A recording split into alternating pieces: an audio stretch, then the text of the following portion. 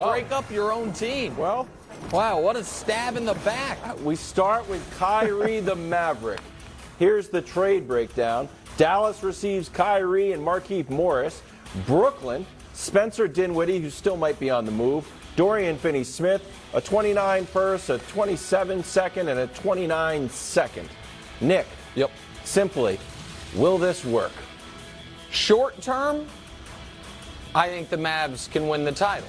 Now, Wilds, what do they call me? Well, they call you Mr. Consistent. Indeed. And what was my pick Even after to that? win the title before the year? Mavericks The to win, Mavericks. and you've been consistent. So I'm not going to change that now. And what I will say is, in the very, very short term, Kyrie could solve the Mavs' biggest issue right now, which we can show it to you, which is when Luka's not on the court, they go from the best offense in the NBA to the worst offense in the NBA. Not great. On the court, that would be the best offense in the league. Off the court, that'd be the worst offense in the league. And by the way, he's missed 7 games, and they are 0-7 in those games. So when Luka's out there, they're great.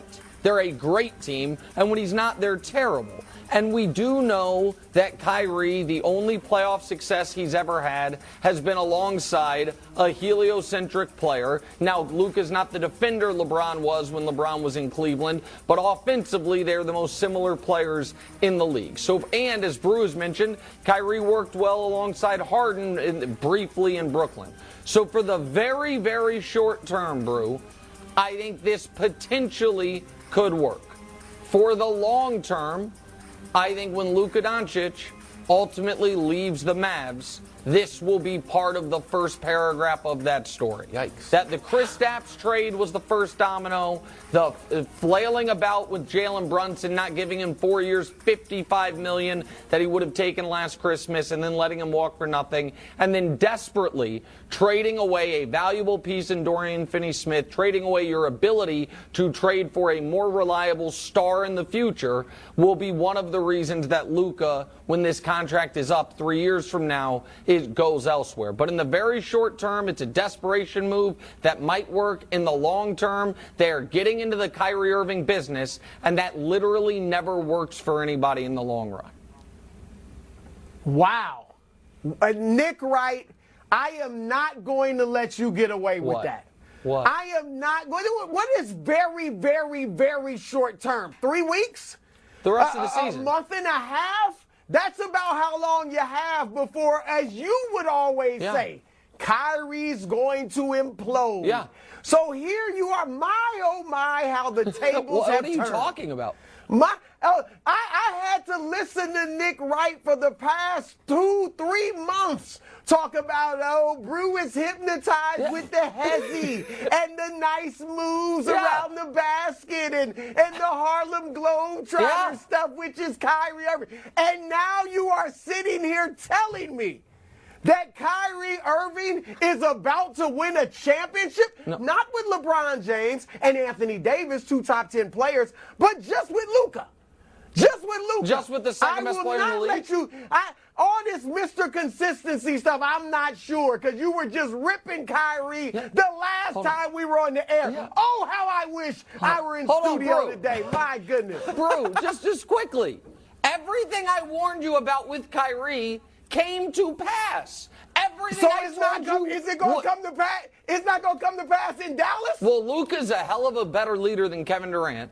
Luka has a stronger personality than Durant, and Luka at this point Luka's not sharing the team with Kyrie Irving. There's no co-management structure the way that Kyrie Wilds thought there was with him and Durant and Sean Marks and Joe Tsai. None of that's happening.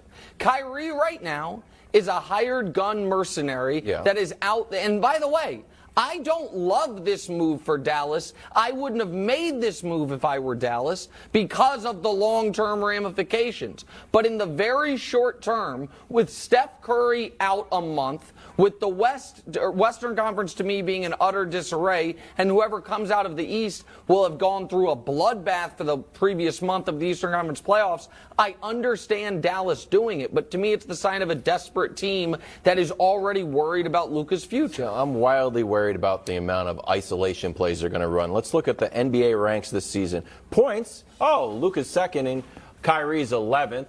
Usage rate, Luka's second. I think Giannis is first. ISO rate, Luka's third and Kyrie's 8th. So it seems to me that Kevin Durant is a far easier player to play with, where these guys are going to do what? Watch each other cook? They're going to dribble the ball 50 times and take it to the hole? Does anybody, wait, let me ask Brew you this as well. Is anybody doubting that the Mavs for the rest of the year are going to have the best offense in basketball? Because what you just talked about are offensive concerns, and I have none. The Dallas Mavericks, from this date forward, once Luka's back healthy, once Luka and Kyrie are playing, so probably in a few days, because the Kyrie trade technically hasn't even gone through the league office yet, because there might be a third team involved, as you've discussed.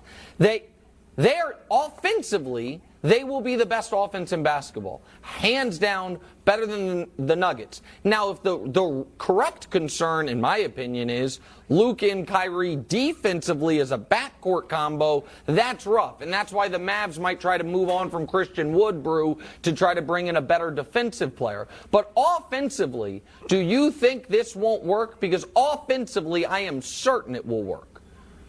Well, let me say this. Defensively, like you said, they got major problems. They already were a bad defense, and you're exchanging Kyrie Irving, who's been better defensively this year, but certainly he's no Dorian Finney-Smith. Okay, correct. So defensively, you're going to be bad. Offensively, I'll give you this, Nick. Before this move, they had no chance of winning the West. And I get it. You're absolutely right. There's no world beater out there, but they weren't winning the West, all right, unless there were just a plethora of injuries everywhere else. Now, if it works, they have a better shot. I think they got slightly better. But here's the deal. Kyrie, and I said Friday, why are you doing this? Because this is a lateral move. He has to do the same prove-it situation that he had in Brooklyn. He's not about to get a long-term contract extension within the next week. He's going to have to keep his mouth, stay out of causing distractions, play great on the court, and win basketball games, and then maybe they'll give you a long-term extension in Dallas, just like it was in Brooklyn. But here's the deal, Nick. In Brooklyn, you were on a better defensive team. In Brooklyn, you had a co-star who was the superstar, the number one guy, but he was a better, more seamless fit with Kyrie than Luka is. I agree it can fit, it can work, but it was a better fit with Durant, and you had the chemistry that you had developed over the course of the entire season. Now they're going to have to take some time to develop chemistry between Luka and Kyrie. Kyrie can play off the ball. He did it with James Harden, and to be honest, even this year, he's not always bringing the ball up the court. He plays a two-guard a lot. So that'll be fine. The question, though, is how's Luka without the ball in his hands? Luka's He's got a going to be great. 41% usage rate. So he's going to be great, of course. That's what he is. But that's going to be a major adjustment for him when he's off the